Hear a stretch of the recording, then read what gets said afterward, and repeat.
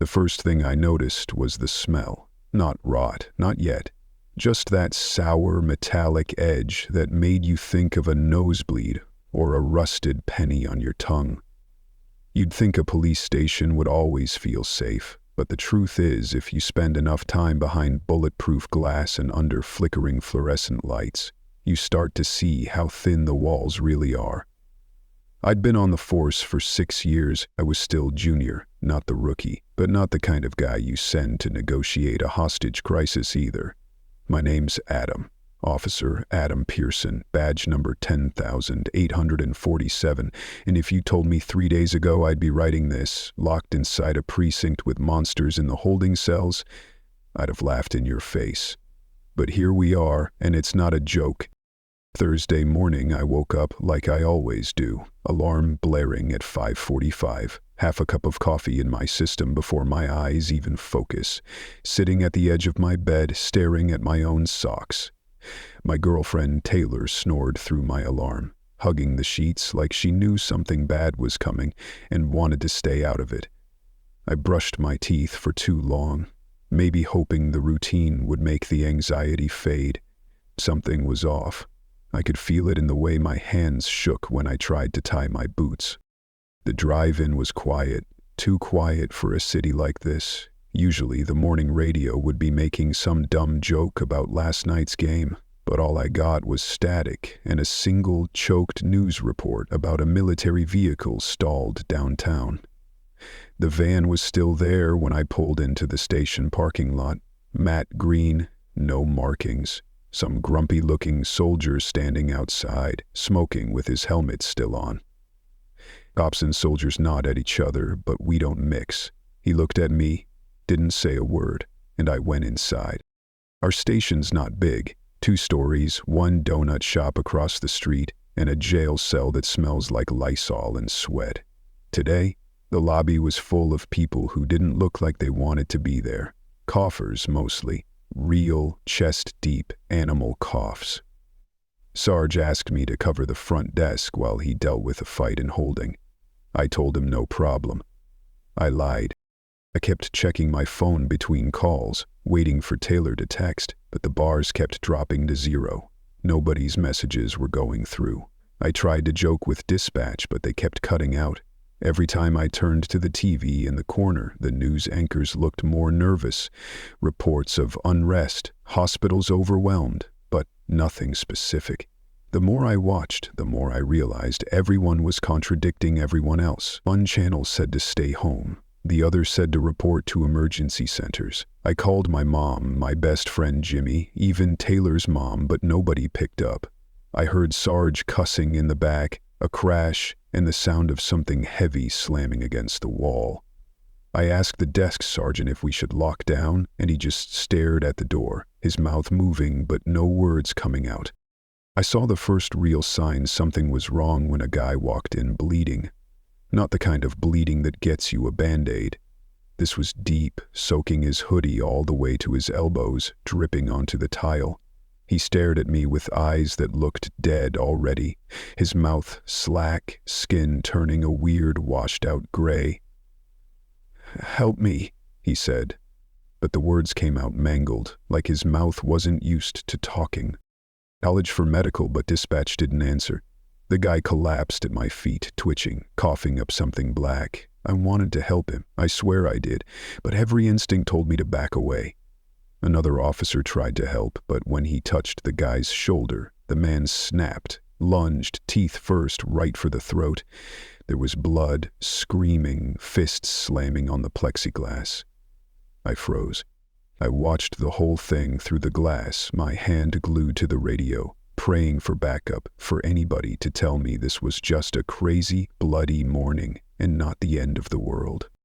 I grabbed Taylor's picture from my wallet and shoved it into my pocket.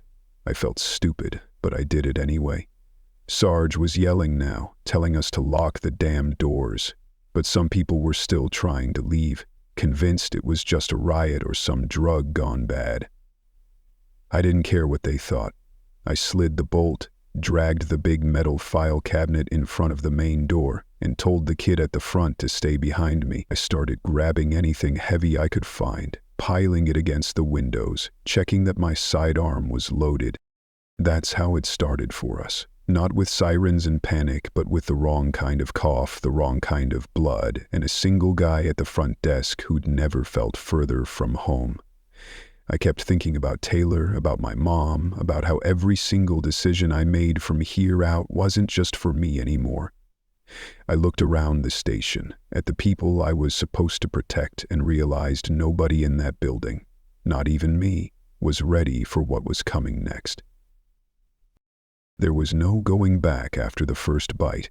The blood never looked real until it was on your hands, and when Officer Jenny Collins tried to drag that guy off her partner, she got a chunk torn out of her arm. She screamed so loud it rattled the badge on my chest. People always say they'd know what to do in an emergency, but I just stood there, sweating, staring at the way Jenny's eyes went wide, her whole arm shaking, blood spraying against the glass like a busted fire hydrant. Sarge finally barreled in, swinging his baton, yelling for backup like backup was coming. The bleeding man's teeth didn't stop moving until Sarge cracked his head against the tile hard enough that his jaw snapped. But even with half his face dangling, the guy kept moving, clawing at the floor, trying to bite anything that moved. It took 2 officers and a pair of handcuffs to drag him into holding, and I swear, the handcuffs weren't for his safety, but for ours. After that, everyone stopped talking. The TV was just a mess of static and scrolling red banners. Emergency alert, remain indoors, civil unrest. CDC response en route. We had 3 radios and none of them worked right.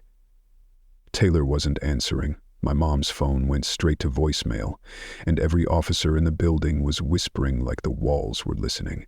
Sarge told us to barricade the front doors and seal the windows, but half the guys were arguing about leaving to check on their families.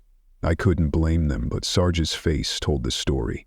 If you left now, you weren't coming back. I got sent to check on the holding cells with Officer Malik, a rookie who hadn't learned to keep his voice down when he was scared. There were 4 people in lockup, 1 drunk who kept snoring through the alarms, 2 guys who'd been in a fist fight at the bus station, and the guy who'd done the biting, still twisting on the floor and making this weird, rattling moan. His eyes were wrong, milky, wild, hungry, and when I got close enough I could see black veins crawling under his skin like worms. Malik whispered, "Shouldn't we call an ambulance?" And I almost laughed. I just shook my head, told him to keep his distance, and locked the gate again. Then the power flickered, the lights buzzed, the radios died, and for a second all you could hear was that moaning from holding and the heavy breathing of 10 cops and 6 civilians pressed up against the lobby walls. Someone's phone started playing a garbled emergency alert, then it cut out, and all we had was the sound of Jenny whimpering as Sarge tried to tie his belt around her arm to stop the bleeding. It's not even a Boston. Jenny's skin was already going pale, her lips losing color. She looked up at me, and in her eyes I could see it. She knew. I wanted to lie, tell her she was going to be fine, but the words caught in my throat. It wasn't long before we heard the first pounding on the back door, not a polite knock. Fists slamming, desperate, wild. I ran to the hallway window and saw shadows in the parking lot, people stumbling, arms swinging, heads hanging at impossible angles. I counted at least a dozen, then 2, 3 more. Sarge yelled for everyone to get away from the windows, but I couldn't help it. I watched as one of the shapes smashed its own face against the glass, smearing blood across it like a warning. Jenny coughed, and something thick and black splattered across her lap. She started seizing. Sarge yelled at us to keep our distance, but Malik tried to help, thinking she was choking. She bit him before he even got her upright. I saw the skin rip. Malik screamed. I pulled him back, my hands shaking so hard my gun almost slipped out of my grip. From then on, everything happened too fast. Jenny started convulsing, her eyes rolled back, and then she just stopped. For a second I thought she was dead, but she got back up, She got back up and lunged at Malik, faster than I thought was possible. I saw teeth sink into his neck. I pulled my weapon and fired. I missed. The bullet hit the floor, sparked against the concrete. Sarge yelled at me, but I couldn't hear him. Malik went down. Jenny, whatever Jenny had become, kept biting, blood pooling beneath them. I dragged Malik out and slammed the office door shut, barricading it with the filing cabinet and whatever else I could find. My hands were covered in his blood. My badge felt heavy as a brick on my chest. I was alone with a dying friend, my phone useless, my girlfriend out there somewhere, and on the other side of the door something that used to be Jenny was trying to claw its way back in. That was the moment it hit me. This wasn't about infection, not the way I'd understood it. This was something else. I watched Malik change, his eyes go dead and then wild, his fingers clawing at the tile as he lost control. I thought about Taylor, about my mom, about how I was supposed to keep people safe, but I couldn't even save my friends. I looked down at my shaking hands, Malik's blood on my skin, and realized there was no going back. The world outside had changed, and so had we, and the door between us and them was getting weaker by the second. I'd lost track of how long I spent in that office with Malik dying at my feet. I tried to stop the bleeding, talking to him, telling him he'd be okay, but the color just drained out of him until his lips were blue. The worst part wasn't the blood, it was how fast he stopped being Malik. 1 minute he was looking at me, really looking, and the next his eyes went empty. I backed up until I hit the wall, hand shaking on my sidearm, but I didn't pull the trigger. Couldn't, not yet. That's the part nobody tells you about being a cop. You're supposed to protect, but you end up just watching everything you love go sideways, powerless to do anything about it. Outside, the pounding got louder. The radio buzzed once and died again. I could hear Sarge yelling, people sobbing. It felt like we were all waiting for the same thing, for the station to give up and let them in. I pressed my back against the desk, trying to remember if Taylor had turned off her location sharing, if my mom would ever get my last message. That stupid panic in my chest felt like drowning. I started to think maybe I'd get lucky, maybe they'd break through the other side of the station, or maybe the military guys would finally do something. But that hope went cold fast. The next thing I heard was glass shattering, shards spraying across the tile like marbles, and a scream that didn't sound human.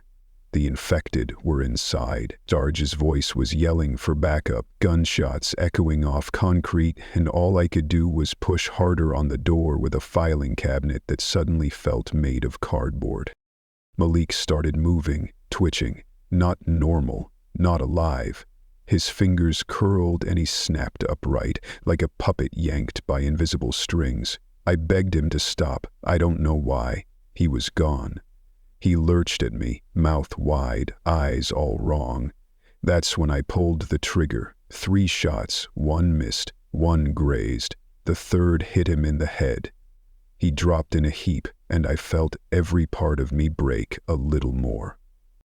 There was no time to mourn. The door behind me started to bend, hinges squealing. I grabbed my badge. Why, habit, hope, something to remember myself by, and jammed it in my pocket. I took Malik's sidearm, grabbed a handful of spare magazines from the desk, and listened for a gap in the chaos. Sarge was still shouting, a handful of officers fighting to hold the lobby.